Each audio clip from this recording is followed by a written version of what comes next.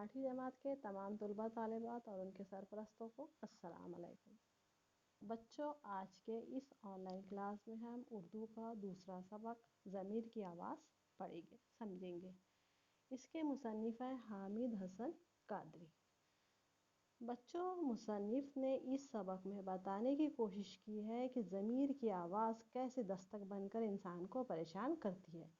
जब इंसान से कोई गलती हो जाती है, गुनाह हो जाता है, तो उसका जिसका ज़मीर ज़िंदा होता है, वो ज़मीर की आवाज़ इंसान को दस्तक देती है, मलामत करती है। यही बात इसमें बताने की कोशिश की है। पहली बात देखिए, ईमान के मजबूत होने की ये पहचान बताई गई है कि जब कोई शख्स किसी बुराई को देखे तो उसे अपने हाथों से रोके। अगर हम कहीं बुराई देख रहे हैं तो उसको रोकना चाहिए, यही हमारा ईमान है। मुमकिन ना हो तो उसे ज़बान से रोके, हमें उसे रोकना चाहिए या ज़बान से समझाना चाहिए उस शख्स को, या जहाँ हम बुराई देख रहे हैं वहाँ पर। और ये भी ना हो पाए तो इसका काम को दिल से बुरा समझे, और ये भी मुनासिब नहीं है, उस शख्स को नहीं रोक रहे हैं या नहीं समझा पा रहे हैं, तो वो जो बुराई देख रहे हैं हमने उसको दिल से बुरा समझना चाहिए। बुराई का एहसास इंसान को बुरे काम से रोकता है।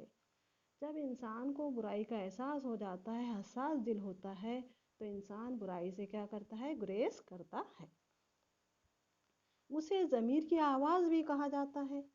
जब इंसान बुराई से रुकता है या रोकता है कहीं, उसे ही ज़मीर का आवाज़ कहते हैं, ज़मीर की आवाज़ कहते हैं। जो लोग बुराई के खिलाफ अपने अंदर उभरने वाली इस आवाज़ को दबा कर दुनिया के फ़ायदे हासिल करते हैं, उन्हें ज़मीर फरोश कहा जाता है। और जो लोग बुराई देखते हैं या बुरे को नहीं रोकते हैं, ऐसे इंसान को ज़मीर फरोश कहते हैं कि ज़मीर बेच दिया है उस शख्स ने कि बुराई को भी बर्दाश्त कर ले रहा है। ज़ैल की कहानी इस इंसान के अंदर उभरने वाली इसी ज़मीर की आवाज़ पर मबनी है। ज़ैल की जो कहानी है नीचे दी हुई है, कहानी हामिद हसन कादरी की, यही उन्होंने समझाने की कोशिश की है कि ज़मीर की आवाज़ कैसे दस्तक देती है, झंझोड़ती है। जान पहचान देखिए। हामिद हसन कादरी सन ईस्वी 1887 में बिछरावा ज़िला मुरादाबाद यूपी में पैदा हुए। आला तालीम हासिल करने के बाद वो बड़ौदा में फ़ारसी के उस्ताद मुकर्रर हुए। फ़ारसी वो तालीम देते थे। सन ईस्वी 1927 से 1945 तक सेंट जॉन्स कॉलेज आगरा में उन्होंने उर्दू और फ़ारसी के लेक्चरर की हैसियत से खिदमत अंजाम दी। सेंट जॉन्स कॉलेज जो था आगरा में, वहाँ पर भी उन्होंने फ़ारसी और उर्दू के लेक्चरर रहे वो। 1952 में वो मुलाजिमत से सबकदोश हुए, रिटायर हुए वो अपने ओहदे से। तहकीक व तनकीद, तारीख निगारी के साथ साथ उन्होंने अफसाने भी लिखे। दास्तान तारीख, उर्दू तारीख व तनकीद, अदबियात, उर्दू और सैयद व सयाद उनकी मशहूर किताबें हैं। ज़ैल का अफसाना उनके अफसानों के मजमूए सैयद व सयाद से लिया गया है। सबक देखिए। मशहूद की तमाम रात निहायत कुर्ब इस्तराब में गुजरी थी। सुबह को मुलाजिम ने अखबार ला कर दिया। मशहूद ने कांपते हुए हाथों से अखबार खोला और खबरों के कॉलम पर नज़र दौड़ाई। यकायक एक हल्की सी चीख उसके मुंह से निकल गई। उस सुर्खी पर उसकी नज़र थी। एक बच्चा मोटर से कुचल गया। वो वाक़े की तफसील पढ़ने से डरता था। अखबार को मोड़ तोड़कर फेंकने ही वाला था कि उसे कुछ ख्याल आ गया। उसने अखबार को सीधा किया। खबर यूँ थी।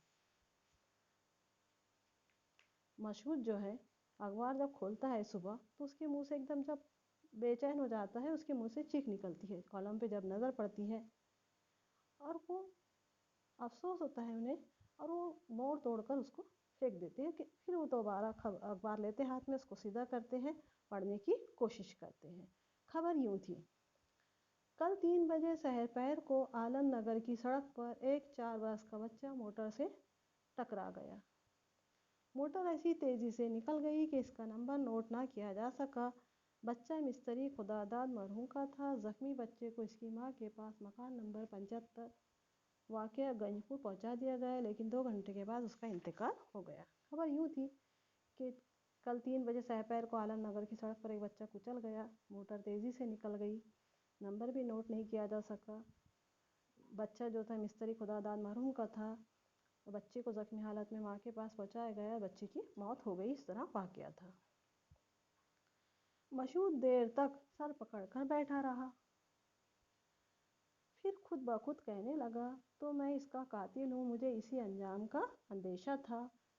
कल से कितनी मर्तबा इरादा किया कि हादसे की जगह पर पहुंचकर तहकीकात करूँ कि मेरी कार से जो बच्चा टकराया था उसका हश्र क्या हुआ, कौन था और किसका था, लेकिन जाने की हिम्मत ना हुई। दरअसल जिस कार से बच्चा टकराया था वो कार मशहूद की थी और वो आगे निकल गए। रात भर उन्हें बेचैनी की वजह से नींद ना आ सकी, उनकी हिम्मत ना हुई। वो मालूम करना चाहते थे कि बच्चा कैसा है, किसका है, कहाँ है, किस हालत में है।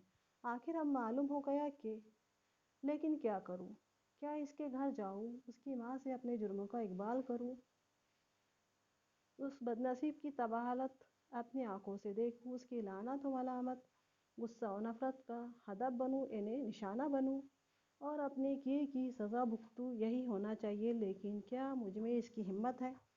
वो सोचते हैं, क्या मैं उसके घर जाऊं, अपने जुर्मों को इकबाल करूं, मानूं, उसके वालिदैन से मिलूं, उसकी हालत देखूं, उसके घर वालों की, उनकी लानत व मलामत सुनूं, उनकी बातें सुनूं, उनके गुस्से का शिकार हूँ। इस तरीके से वो सोचता है, लेकिन हिम्मत नहीं हुई।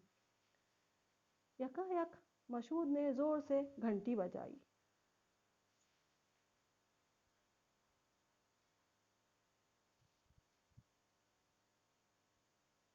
यकायक मशहूद ने ज़ोर से घंटी बजाई। मुलाजिम आया। मशहूद ने कहा, फ़ौरन असबाब बांधो, मैं बम्बई जा रहा हूँ। इसने तय कर लिया कि इस शहर से चले जाना चाहिए। ये भेद किसी को मालूम नहीं, लेकिन एक कांटा दिल में खटकता रहेगा, कहीं दूर चला जाऊँगा बम्बई के दिलचस्पियों में।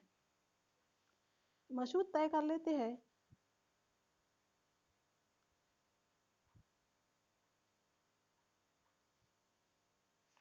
कि वो यहाँ से चले जाएंगे। वो अपने मुलाजिम को बुलाते हैं, कहते हैं कि सामान पैक कर लो, हम यहाँ से बाहर चले जाएंगे। आगे देखिए। ये चुभन महसूस ना होंगी, ज़मीर की आवाज़ दब जाएगी। वो कहते हैं कि अगर मैं यहाँ से चले गया तो जो उनकी ज़मीर की आवाज़ है, जो उन्हें मलामत कर रही है, वो दब जाएगी।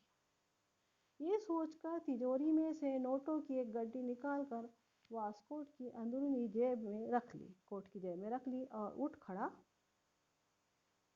हुआ कि चल कर दोस्तों से रुखसत हुआ हूँ। ये सोचते हैं कि निकलने से पहले अपने दोस्तों से मिलाऊं। चौक से गुजरा तो इत्तेफाक से कोई मेला था। बच्चे खिलौने मिठाइयाँ लिए हुए आ जा रहे थे। बच्चों को देखकर मशहूद के दिल पर एक चोट लगी। मशहूद जब रास्ते से गुजर रहे थे तो उन्हें अचानक कुछ वहाँ पे बच्चे दिखे। उन्हें वो बच्चा याद आ गया और वही कल का बच्चा उसे याद आ गया। खुदा जाने वो बच्चा किस शक्ल का था, गोरा था या काला था, खूबसूरत था या बदसूरत। मशहूद यूं ही चक्कर लगाता जा रहा था। मशहूद सोचने लगा कि वो बच्चा कैसा है, कैसा था, कहाँ है, किस हाल में है। इस तरीके से वो सोच कर चक्कर लगा रहा था कि यकायक एक जगह ठहर गया। इधर उधर नज़र डालकर दिल ही दिल में कहने लगा, ये तो गंज का मोहल्ला है। जब उन्होंने पेपर पढ़े थे, पेपर में कि गंज मोहल्ले का वो बच्चा था, तो उन्हें ख्याल आया कि बच्चा इसी मोहल्ले का है, यहीं कहीं इसका घर होगा। क्या नंबर था? 75। सामने की गली में लोग बहुत आ जा रहे थे। उन्होंने पेपर में पढ़ा था कि 75 जो था सामने की गली में नंबर था उसका, वहीं का वो बच्चा था और वहाँ बहुत से लोग आ जा रहे थे। वो सोचने लगा मशहूद, उसके अजीज रिश्तेदार आते जाते होंगे, मैं भी चलूँ। ये सोचकर वहाँ से आगे बढ़ गया। मशहूद ने सोचा कि मैं भी मिल लूँ। तेजी से कदम बढ़ाता चला। अब मशहूद के चेहरे पर सुकून, चाल में इस्तकलाल और दिल में हिम्मत थी। उनको इत्मीनान हो गया था, हिम्मत भी आ गई थी और वो मिलना चाहते थे उसके वालिदैन से।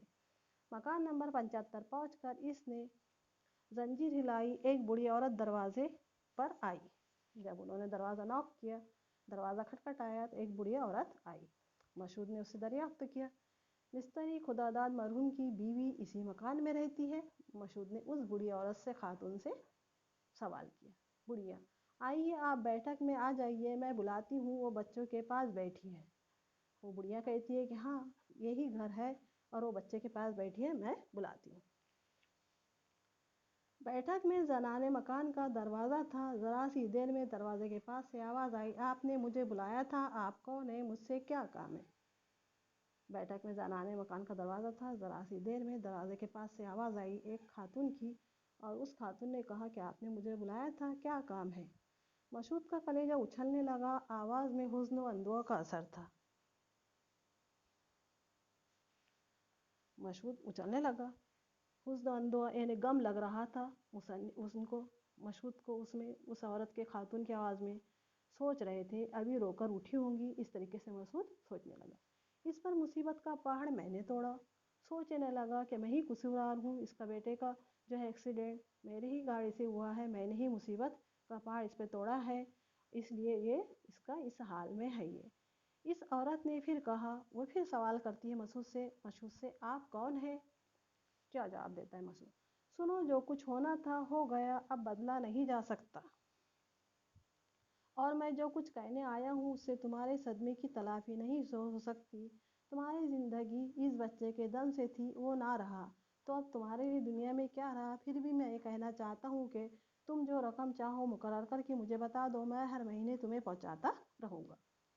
مشہود اس خاتون سے کہتا ہے کہ اب تمہارا بچہ نہیں رہا، وہی تمہارا سہارا تھا، تم جو بھی رقم طے کر لو میں ہر مہینے دوں گا، اس طریقے سے ان سے کہتا ہے۔ عورت کی بات سمجھ میں نہیں آتی ہے۔ عورت کہتی ہے میں نہیں سمجھی آپ کیا کہہ رہے ہیں؟ اس مرتبہ عورت میں آواز میں حیرت تھی، کوئی برہمی اور برافروختگی نہ تھی۔ برہمی، ناراضگی، برافروختگی،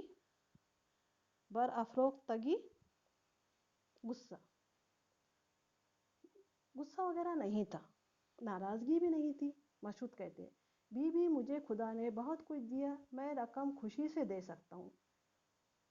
وہ عورت بالکل خاموشی سے سن رہی تھی۔ مشہود پھر دوبارہ اپنی بات کو دہراتے ہیں، بی بی مجھے خدا نے بہت کچھ دیا ہے، میرے پاس اللہ کا دیا سب کچھ ہے، کہتے ہیں میں ہر رقم خوشی سے دے سکتا ہوں، آپ جو بھی چاہو، جب تک تمہاری کوئی خدمت نہ کروں گا دل کو اطمینان نہ ہوگا۔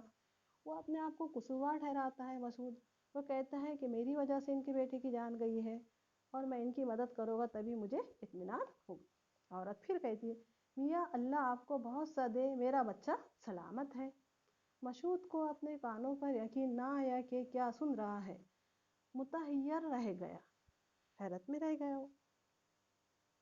مشہود کیا کہتا ہے دیکھو، درختی ہوئی آواز سے بچہ سلامت ہے، میں نے اخبار میں پڑھا ڈیش ڈیش۔ مشہود بتانا چاہتے ہیں کہ میں نے اخبار میں پڑھا ہے کہ بچہ جو ہے موت ہو گئی ہے، اس طریقے سے اس کو بتاتی ہے عورت۔ مجھ سے آج صبح لوگ کہتے تھے کہ اخبار میں چھپ گیا ہے، لیکن وہ خبر غلط ہے، بے شک لڑکا موٹر سے ٹکرا کر گر پڑا تھا، لیکن چوٹ سے زیادہ دہشت سے بے ہوش ہو گیا تھا، ڈاکٹر صاحب کہتے ہیں چوٹ جلدی اچھی ہو جائے گی۔ مشہود کو ایسا معلوم ہوا جیسے کسی نے اس کو موت کے چنگل سے چھڑا لیا ہو، خوشی کے مارے اس کے آنسو نکل آئے۔ کانپتی آواز کو سنبھالتے ہوئے بولا کچھ حرج نہ ہو تو مجھے بچہ دکھا دو۔ کچھ حرج یعنی اعتراض۔ مشہود کہتے ہیں کہ آپ کو اعتراض نہ ہو تو کیا میں بچوں سے مل سکتا ہوں؟ آگے دیکھیے۔ عورت بہت اچھا، میں ہٹی جاتی ہوں، اندر آ جائیے۔ مشہود اندر گیا تو دیکھا کہ دالان میں ایک خوبصورت گورا چٹا بچہ پلنگ پر لیٹا کھلونے سے کھیل رہا ہے۔ اس کا